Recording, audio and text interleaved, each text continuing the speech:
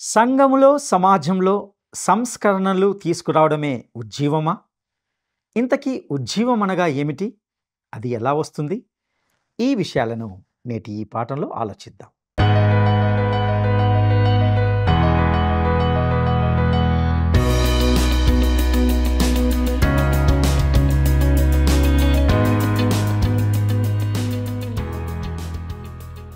ప్రియమైన మిత్రులారా, మిమ్మల్ని అందరినీ ప్రేమధార కార్యక్రమానికి ప్రేమతో ఆహ్వానిస్తున్నాం.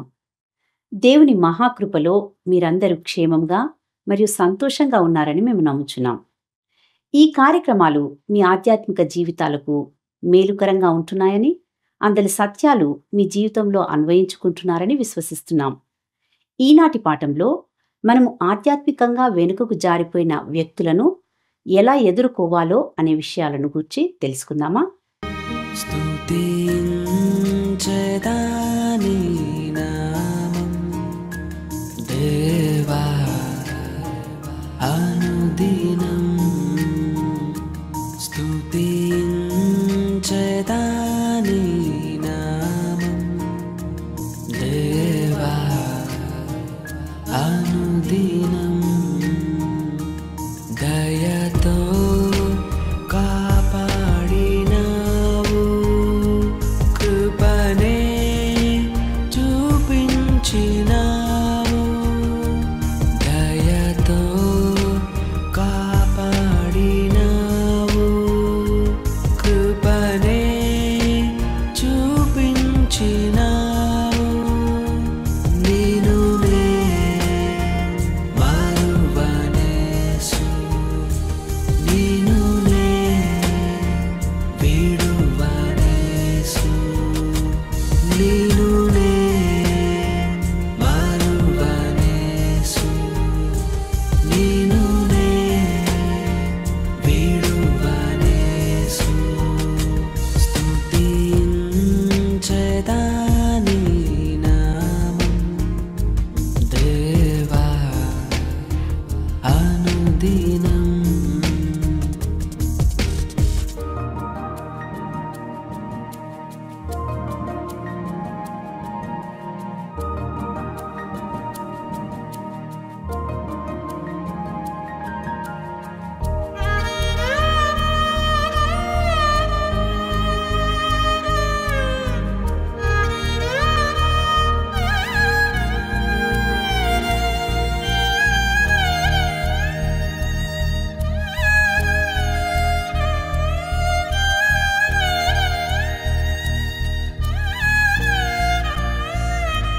పాపినై ఉండగనేను రక్షించి దరి చేర్చినావు.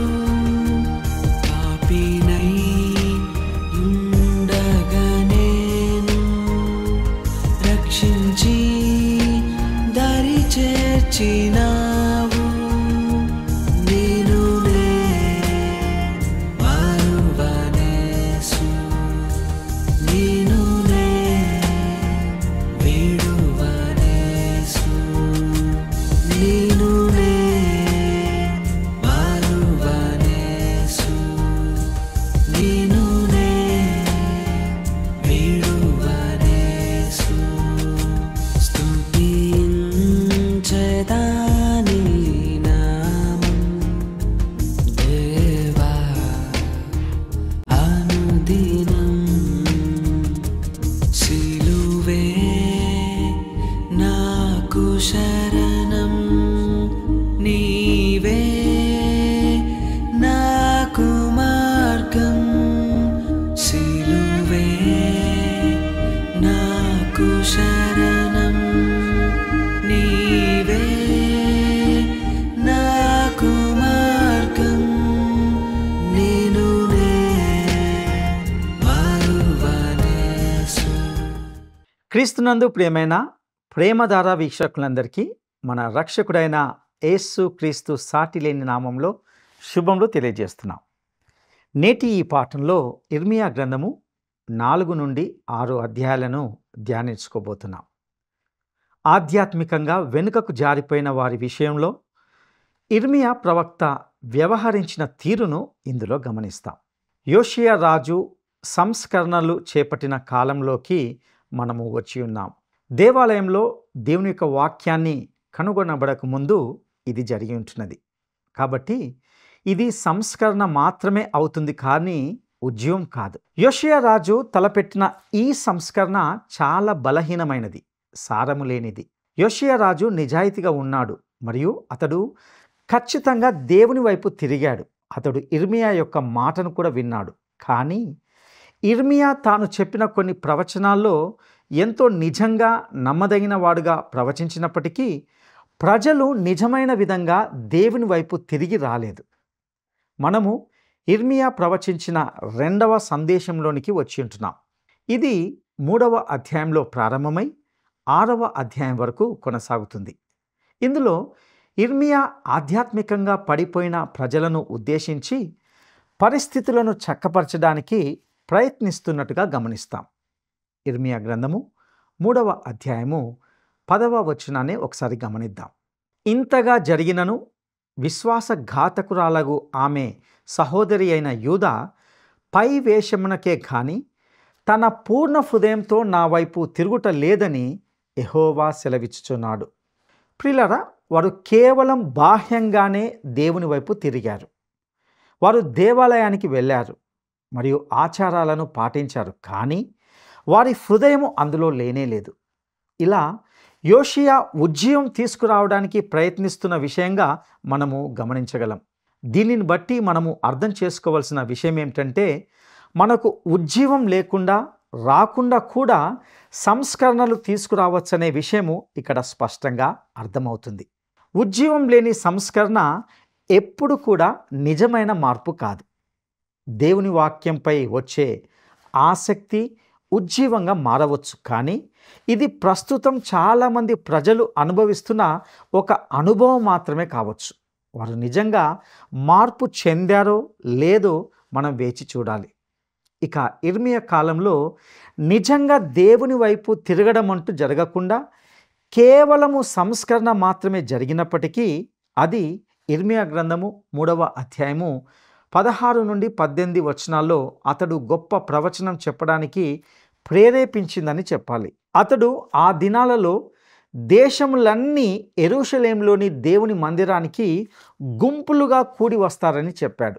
ఈ వాస్తవం యూదా వారిని మందిర ఆరాధనను కేవలము ఆచారంగా చేయకూడదని హెచ్చరించి ఉండాలి. అయినప్పటికీ వారు ప్రతిస్పందించలేదు. ఏది ఏమైనప్పటికీ ప్రభువు వారితో వేడుకుంటూనే ఉన్నాడు. ఇర్మియా గ్రంథము 3వ అధ్యాయము 22వ వచనాన్ని గమనిద్దాం. భ్రష్టులైన బిడ్డలారా, తిరిగి రండి, మీ అవిశ్వాసమును బాగు చేస్తాను. ప్రియులారా, 4వ అధ్యాయము ప్రారంభంలో ప్రజలు తన వైపు ఏదైనా కదలిక చూపినప్పుడు ప్రభువు ఎలా ప్రతిస్పందిస్తాడో ఒక వ్యక్తీకరణ కనిపిస్తుంది. ఇక ఇర్మియా గ్రంథము 4వ అధ్యాయము 1వ వచనాన్ని గమనిద్దాం. ఇదే యెహోవా వాక్కు. ఇశ్రాయేలు, నీవు తిరిగి రానుద్దేశించిన ఎడల నా యొద్దకే రావలెను. నీవు ఇటు అటు తిరుగుట మాని నీ హేయ క్రియలను నా సన్నిధి నుండి తొలగించి అనే మాటను చూస్తాం. ఇక్కడ దేవుడు వారి పట్ల తీవ్రమైన ఆసక్తి కలిగి ఉన్నాడు మరియు వారిని తనతో సరి అయిన సంబంధంలోకి తీసుకురావాలని అనుకుంటున్నాడు. వారు తన వైపు తిరిగి రావడానికి సిద్ధంగా ఉంటే ఆయన వారిని ఈ దేశము నుండి తొలగించనని చెప్పాడు. ఇక ఇర్మియా గ్రంథము 4వ అధ్యాయము 2, 3 వచనాలను గమనిద్దాం. సత్యమును బట్టియు న్యాయమును బట్టియు నీతిని బట్టియు యెహోవా జీవము తోడని ప్రమాణము చేసిన ఎడల జనములు ఆయన యందు తమకు ఆశీర్వాదము కలుగుననుకొందురు. ఆయన యందే అతిశయపడుదురు. యూదా వారికిని యెరూషలేము నివాసులకును యెహోవా ఈలాగు సెలవిచ్చుచున్నాడు. ముళ్ళ పొదలలో విత్తనములు చల్లక మీ బీడు పొలమును దున్నుడి. ప్రియులారా, మరొక మాటలో చెప్పాలంటే సంస్కరణ మాత్రమే సరిపోదు. మీరు భూమిపై విత్తనాలు వేయవచ్చు, కానీ ముందుగా భూమి సిద్ధంగా ఉండాలి. ముండ్ల భూమిపై విత్తనాలు వేయడంలో ప్రయోజనం లేదు. మన ప్రభువు దీనిని మత్తయి సువార్త 7వ అధ్యాయము 6వ వచనంలో మరొక రీతిలో చెప్పాడు. మీ ముత్యములను పందుల ముందు వేయకండి. ప్రియులారా, కొన్ని సమయాల్లో కొన్ని ప్రదేశాలు ఉన్నాయి, అక్కడ దేవుని వాక్యం ఇవ్వడంలో అర్థం లేదు. కొంతమంది కొన్ని చోట్ల సువార్తను ప్రకటిస్తూ వస్తారు, ఎందుకంటే అది వారికి ఆకర్షణీయంగా మరియు సంచలనాత్మకంగా ఉంటుంది. కానీ దేవుడు చెప్పేది ఏమిటంటే, మీ బీడు భూమిని దున్నండి. డాక్టర్ హెచ్ఏ ఐరన్సైడ్ అనే భక్తుడు ఈ విధంగా అన్నాడు, విశ్వాసము లేదా ఒప్పుదల అనే నాగలి భాగము హృదయము అనే కఠినమైన మట్టిని తారుమారు చేయాలి. ఇక ఈ మిగిలిన భాగంలో గమనిస్తే ముందుగా ప్రజలపై దేవుని యొక్క నింద ఆరోపణ ఉంటుంది. దేవుడు వారిపై తీర్పు ప్రకటిస్తున్నాడు మరియు యెహోవా వైపు తిరిగి రమ్మని వారిని పిలుస్తున్నాడు. చివరికి తీర్పు గురించి స్పష్టమైన ముందస్తు సూచన ఉంటుంది. ఇర్మియా కూడా దాని గురించి ఏమీ అననట్లుగా గమనిస్తాం. ప్రియులారా, నా భావన ప్రకారము ఈ రోజుల్లో ఓదార్పు సందేశం కంటే ప్రవక్తల సందేశం ఎక్కువగా ఉండాలి. బీడు భూమిని దున్నాల్సిన అవసరం ఉంది. ఆధ్యాత్మికంగా మనము ప్రమాదంలో ఉన్నామని గుర్తించాలి. మనము ప్రపంచంలోనే గొప్ప వాళ్ళమని అని చెప్పుకుంటున్నాం, కానీ మనం ఒక రాత్రిలోనే పడిపోవచ్చు. గొప్ప బబులోను సైతము ఒక్క రాత్రిలోనే పడిపోయింది. అలెగ్జాండర్ చక్రవర్తి ఒక్క రాత్రిలోనే మరణించాడు మరియు అతని మొత్తం సామ్రాజ్యం కూలిపోయింది. రోమన్ సామ్రాజ్యం లోపల నుండి కూలిపోయింది మరియు మనం కూడా అలాగే కూలిపోవచ్చు. మన గొప్పదనం అణుబాంబులు లేదా అసమానమైన సంపదల మీద ఆధారపడి లేదు. వాస్తవానికి మనము ఆధ్యాత్మికంగా లోపల నుండి కుళ్ళిపోతున్నాం. నైతిక అధోగతి ఉంది. దాని గురించి మనం మాట్లాడాలి, కానీ చాలా తక్కువ మాట్లాడుతున్నాం. నాకు అనిపిస్తుంది మనము ముండ్ల పొదల్లో విత్తనాలు వేస్తున్నాం. ప్రభువు అలా చేయకూడదని మనల్ని హెచ్చరిస్తున్నాడు. ఒకవైపు దేవుడు యూదాకు తన వైపు తిరిగి రావడానికి అవకాశం ఇస్తూనే ఉన్నాడు. ఇక ఇర్మియా గ్రంథము 4వ అధ్యాయము 4వ వచనాన్ని గమనిద్దాం. అవిధేయులై ఉండుట మానుకొని మీ దుష్టక్రియలను బట్టి ఎవడును ఆర్పివేయలేనంతగా నా ఉగ్రత అగ్నివలే కాల్చకుండునట్లు యూదావారులారా, యెరూషలేము నివాసులారా, యెహోవాకు లోబడియుండుడి.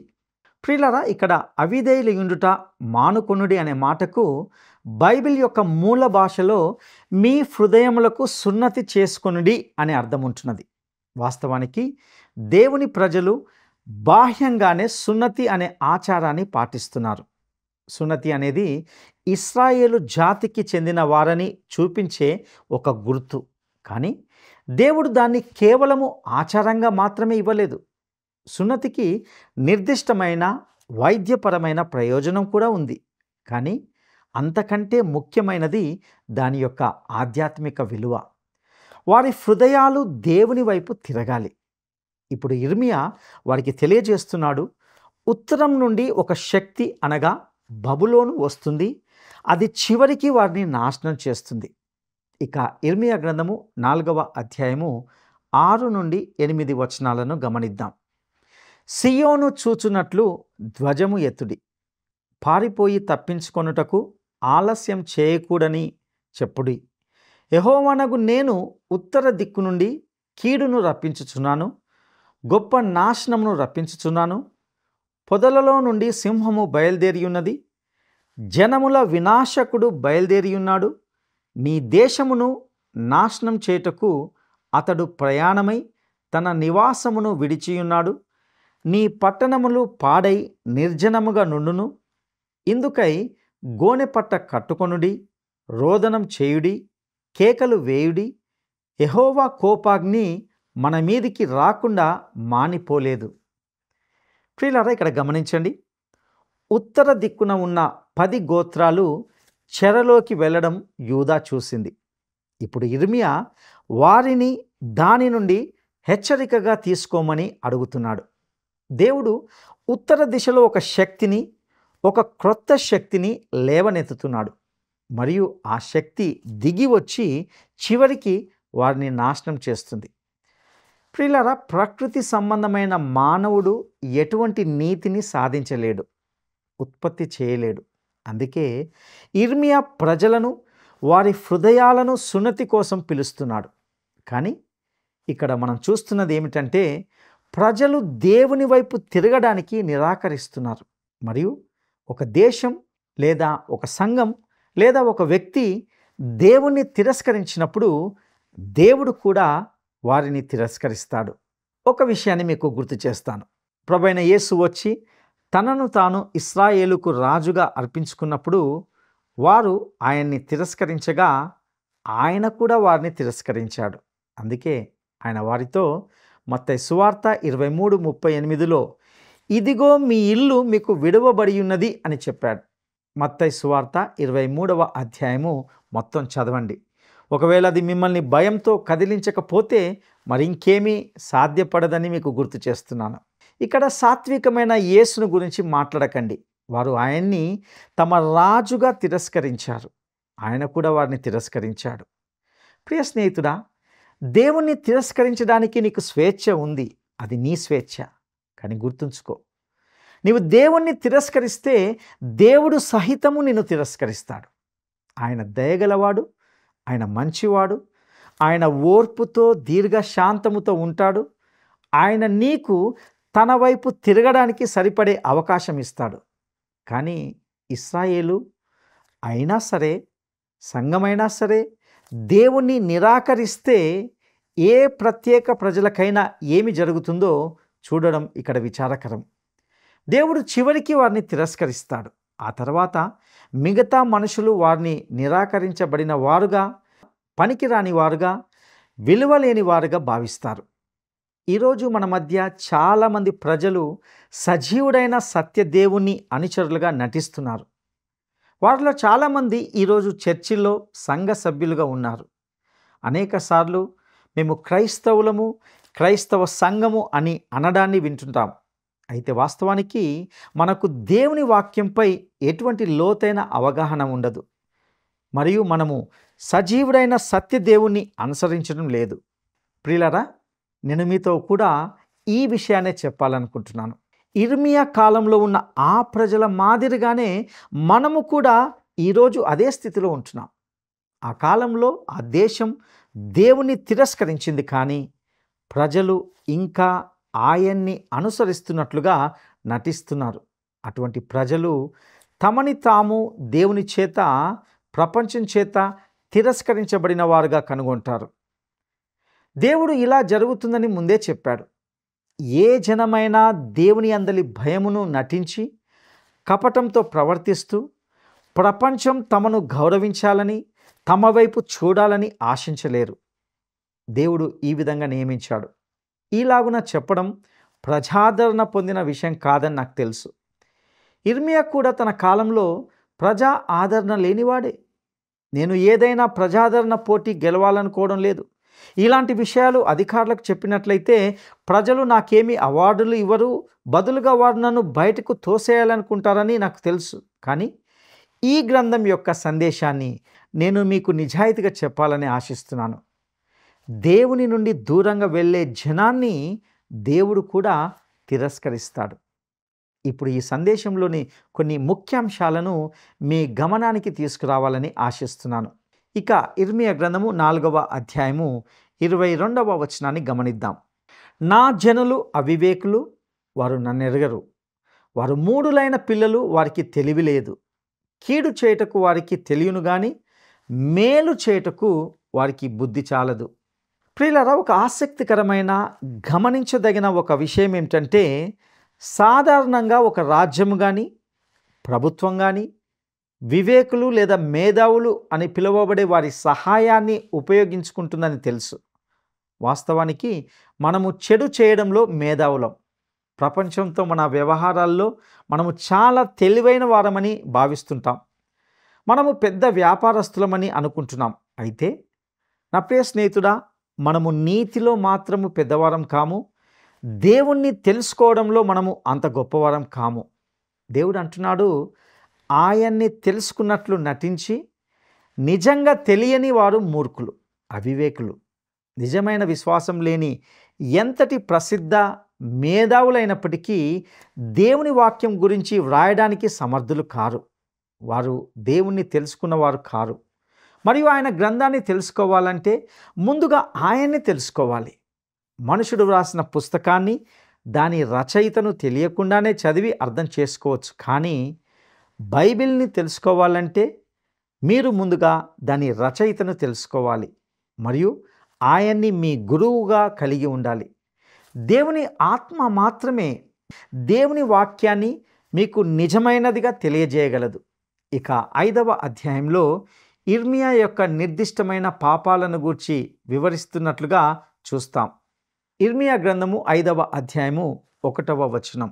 యెరూషలేము వీధుల్లో అటు ఇటు పరిగెత్తుచు చూచి తెలుసుకొనిడి. దాని రాజవీధుల్లో విచారణ చేయుడి.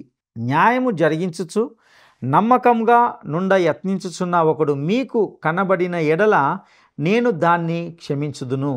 ఒకానొక గ్రీకు తత్వవేత్త తన చేతిలో ఒక లాంతరును పట్టుకొని ఏథెన్సు వీధుల్లో వెళ్తూ ఉన్నాడు. జనాలు అతను చూసి, అయ్యా, మీరు ఏమి వెతుకుచున్నారు అని అతన్ని అడిగినప్పుడు అప్పుడు అతడు, నేను నిజాయితీ గల వ్యక్తి కొరకు వెతుకుచున్నాను అని సమాధానం ఇచ్చాడు. అయితే అతడు అలాంటి వ్యక్తిని ఎన్నడూ కనుగొనలేకపోయాడు. ప్రియులారా, ఇదే పరిస్థితి ప్రస్తుతము నీవు నేను ఉంటున్న స్థలములో, ఊరిలో, పట్టణంలో ప్రతి చోట ఉంటున్నది. ఈ సందర్భంలో ఒక విషయాన్ని జ్ఞాపకం చేయాలని అనుకుంటున్నాను. దేవుడు అబ్రహాముతో అలాంటి నిజాయితీ గల ఒక్క మనిషిని కనుగొనగలిగితే నేను క్షమిస్తాను అని అన్నాడు. ఇంతకీ అబ్రహాము సొదొమ గొమొర్రా కోసము దేవునితో ఎందుకు వాదించడం మానేశాడు? 10 మంది నీతిమంతుల కోసం నగరాన్ని కాపాడమని దేవుణ్ణి అడిగిన తర్వాత అతడు ప్రార్థన చేయడం మానేశాడు. ఒక్క నీతిమంతుడు ఉన్నా కూడా దేవుడు ఆ నగరాన్ని రక్షించేవాడు. మొత్తానికి దేవుడు ఒక వ్యక్తి అయిన లోతును ఆ భయంకరమైన నగరాల నుండి బయటకు తీసుకురావాల్సి వచ్చింది. తర్వాతే దాన్ని నాశనం చేయగలిగాడు. ఇక దేవుడు తన ప్రజలను ఉద్దేశించి ఏమని అంటున్నాడో ఒకసారి గమనిద్దాం. ఇర్మియా గ్రంథము 5వ అధ్యాయము 8వ వచనం. బాగుగా బలిసిన గుర్రముల వలె ప్రతి వాడును ఇటు అటు తిరుగుచు తన పొరుగువాని భార్య వెంబడి సకిలించును. ఈనాడు మన ప్రపంచంలో పెద్ద పాపం ఏమిటో తెలుసా? అది లైంగిక పాపం. కేవలం మనం దానిని ఆ పేరుతో పిలవడం లేదు. మనము దానిని కొత్త నైతికత అని పిలుస్తున్నాం. కానీ దేవుడు మాత్రం ఇంకా దానిని వ్యభిచారంగానే, పాపంగానే పరిగణిస్తున్నాడు. వాస్తవానికి ఆయన తీవ్రమైన వ్యంగ్యాన్ని ఉపయోగిస్తున్నాడు. ప్రతి మనిషి తన పొరుగువారి భార్య వెంట గుర్రంలా సకిలిస్తూ వెనుక పరిగెత్తుతున్నాడు అని ఆయన అంటున్నాడు. ఇది మన ప్రస్తుత ఆధునిక సంస్కృతికి ఎంతో చక్కగా సరిపోయే చిత్రం కదా. ఆత్మీయ వ్యభిచారం అనేది శారీరక వ్యభిచారానికి దారితీస్తుంది. ఇలాంటి ఘోరమైన పాపాలను చేసిన వారిని శిక్షించడం దేవునికి న్యాయం కాదంటారా? ఇక ఇర్మియా గ్రంథము 5వ అధ్యాయము 27వ వచనాన్ని గమనిద్దాం. పంజరము పిట్టలతో నిండియున్నట్లు వారి ఇండ్లు కపటముతో నిండియున్నవి. దాని చేతనే వారు గొప్పవారును ఐశ్వర్యవంతులను అగుదురు. ప్రియులారా, మన తరంలో ఇళ్లలోని పరిస్థితుల కారణంగా చాలామంది యువకులు తమ ఇళ్లను వదిలేస్తున్నట్లు మనం చూసాం. ఈ వాక్యము జరిగిన దానికి సరైన వివరణ ఇస్తుందని నేను నమ్ముతున్నాను. ఇక ఇంత జరుగుతున్నప్పటికీ యూదా దేవుని హెచ్చరికలను వినడానికి నిరాకరిస్తున్నట్లుగా చూస్తాం. ఇప్పుడు ఇర్మియా ప్రవక్త 6వ అధ్యాయంలో తన సందేశాన్ని ముగిస్తున్నాడు. ఇర్మియా గ్రంథము 6వ అధ్యాయము 13వ వచనాన్ని గమనిద్దాం. అల్పులేమి గనులేమి వారందరూ మోసము చేసి దోచుకొనువారు. ప్రవక్తలేమి యాజకులేమి అందరూ వంచకులు.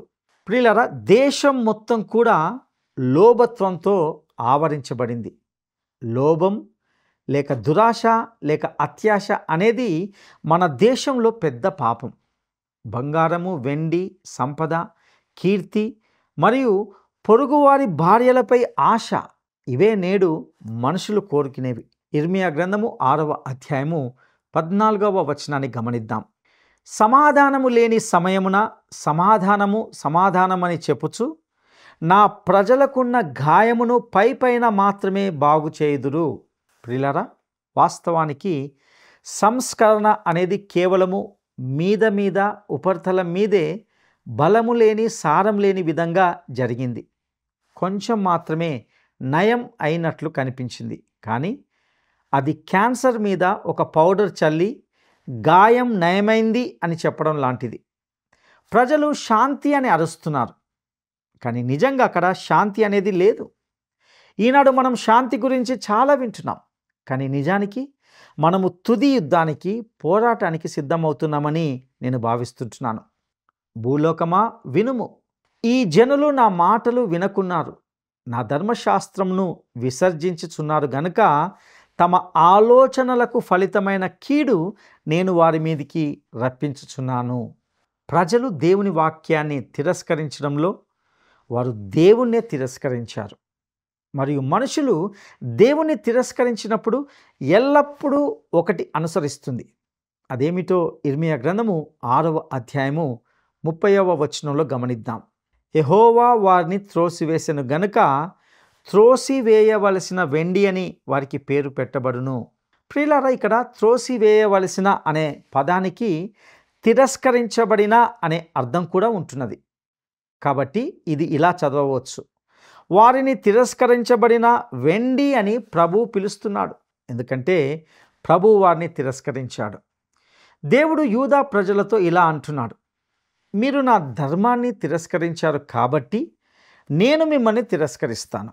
నేను మిమ్మల్ని తిరస్కరించినప్పుడు ఈ ప్రపంచంలోని మనుషులు కూడా మిమ్మల్ని తిరస్కరిస్తారు. ఇది ఎంతో ఆసక్తికరంగా లేదంటారా? ఇది ఇర్మియా కాలంలో అలాగే సాగింది, మరియు ఈనాడు కూడా అదే జరుగుతుంది. మనము ప్రపంచం అంతటా స్నేహితులను కొనడానికి కోట్ల రూపాయలు ఖర్చు పెడుతున్నాం. అయినప్పటికీ ఈ పెద్ద దుష్ట ప్రపంచం మనల్ని ప్రేమించడం లేదు, ఎందుకంటే మనము దేవుణ్ణి తిరస్కరించాం మరియు దేవుడు మనల్ని తిరస్కరిస్తాడు. ఇది చాలా గంభీరమైన సందేశం మరియు మనము దీనిని తేలికగా తీసుకోకూడదు. ప్రియ సహోదరుడా, సహోదరి, ఈ వాక్య సత్యాలను తిరస్కరించకుండా మీ వ్యక్తిగత జీవితాలకు అన్వయించుకోవాలని ఆశిస్తున్నాం. తండ్రి అయిన దేవుని ప్రేమ, యేసు క్రీస్తు యొక్క దివ్యకృప, పరిశుద్ధాత్ముని తోడు మీ అందరికీ సదాకాలము తోడైండునుగాక. దైవాశీస్సులు.